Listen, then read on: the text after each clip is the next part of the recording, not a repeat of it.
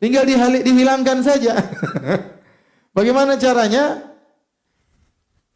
Ada ceramah saya judulnya 20 sebab kenapa harus memaafkan. 20 sebab. Direnungilah satu-satu sebab tersebut agar kita mudah memaafkan. Di antaranya hal membuat kita mudah memaafkan, kita yakin bahwasanya segala musibah yang menimpa kita, termasuk orang itu menyakiti hati kita karena dosa-dosa kita. Dan kalau kita menerima musibah tersebut dengan baik, maka dosa-dosa kita akan terampuni. Di antaranya, kalau kita memaafkan, kita akan dimaafkan oleh Allah Subhanahu wa taala. Ya. Kalau kita maafkan, kita akan dimaafkan oleh Allah Subhanahu wa taala. Wa jazaa'u sayyi'atin sayyi'atun mithluha. Wa man 'afa wa aslaha fa ajruhu 'ala Allah.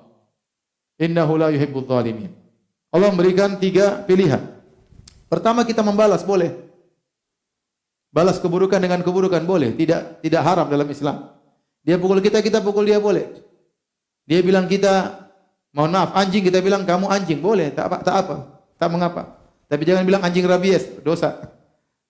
Jangan balas lebih daripada kezaliman yang dia lakukan. Ini pilihan pertama, kita balas sesuai dengan kadar kezalimannya. Dan betapa susahnya kita membalas dengan kadar kezaliman. Kebanyakan orang kalau membalas lebih daripada kezaliman. Daripada kezaliman orang tersebut. Kalau kita membalas lebih daripada kezaliman orang tersebut, kita sekarang yang zalim. Maka terjatuhlah kita pada model ketiga, innahu la yuhibbudz zalimin. Allah tidak suka dengan orang-orang yang zalim. Di antaranya yang membalas lebih daripada kadar seharusnya. Pilihan yang ketiga, jadi pertama kita balas, yang kedua kita balas lebih parah dan itu zalim. Yang ketiga kita maafkan. Kata Allah, man afa, barang siapa memaafkan. Kata Allah, fa ajruhu 'ala Allah. Pahalanya di sisi Allah. Allah tidak sebutkan apa, dan ini di antara cara Allah untuk menjelaskan bahwasanya pahalanya besar. Allah tidak sebutkan apa pahalanya, tapi Allah mengatakan fa ajru Allah. Di antaranya barang siapa maafkan, dia akan dimaafkan oleh Allah. Al jazaa' menyisil amal. Balasan sesuai dengan perbuatan. Kalau Anda maafkan dia, Anda akan dimaafkan oleh Allah Subhanahu wa taala. Di antara hal yang memudahkan kita maafkan untuk menghilangkan rasa jengkel dari hati kita, kita yakini bahwa ini sudah ditakdirkan oleh Allah 50.000 tahun sebelum Allah ciptakan langit dan bumi.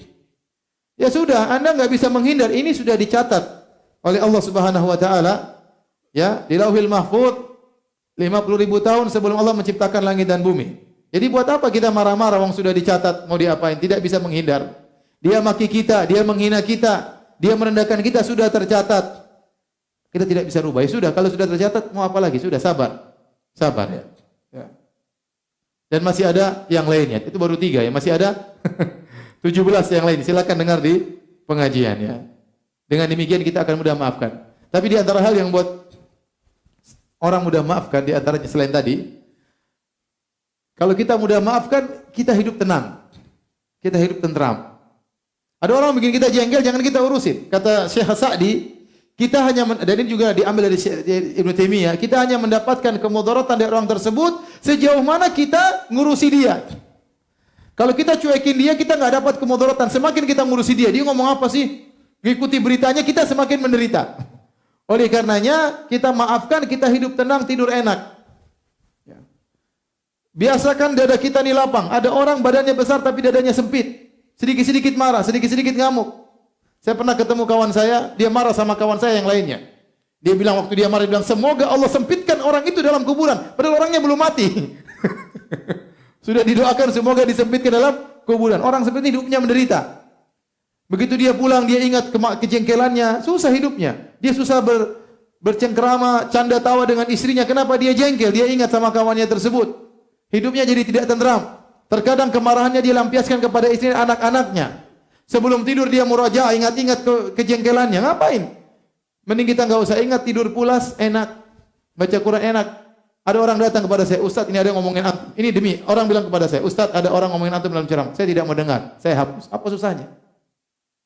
Saya dengar, saya bikin pusing. Mau bantah juga, ngapain? Habis waktu. Ya.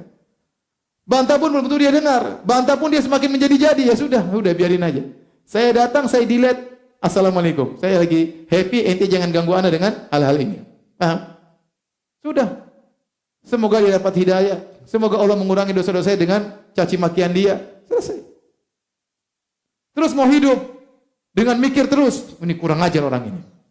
Ya Allah matikan dia. Enggak mati-mati. Tambah jengkel. Hidup tambah setengah mati. Akhirnya kita stroke, jantung, dan macam kolesterol naik, asam urat, dan yang lainnya.